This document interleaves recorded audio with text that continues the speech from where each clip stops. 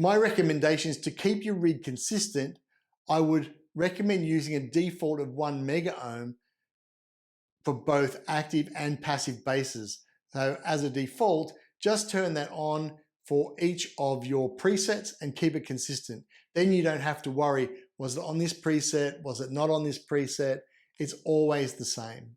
And then depending on the bass you're using, the preset you're using, you can then adjust that through EQ, tone controls on your amp, etc. Most modelers, specifically the Line 6 brand of modelers, the HX Stomp, the Floor LT, etc., they have an auto setting which matches the impedance to the first block in your signal chain. That impedance is set whether that first block is turned on or turned off. Because they model the components rather than cloning them, Line 6 does an amazing job of modeling the input impedance of each real component that you put on your signal chain.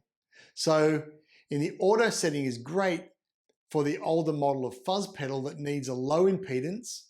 Some fuzz pedals have a loading of 22K on them.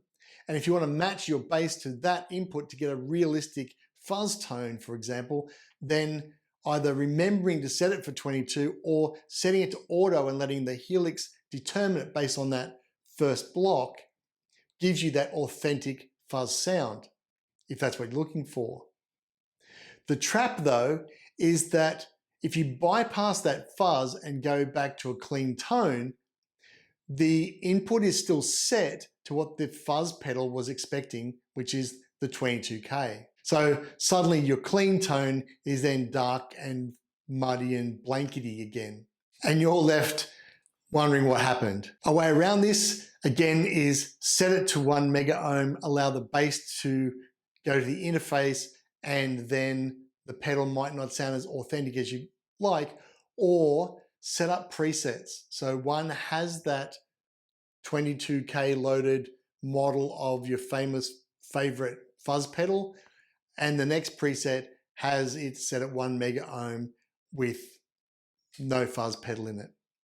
Bit of a workaround, but it's the best way to give you the accurate sound if you want to be at that level.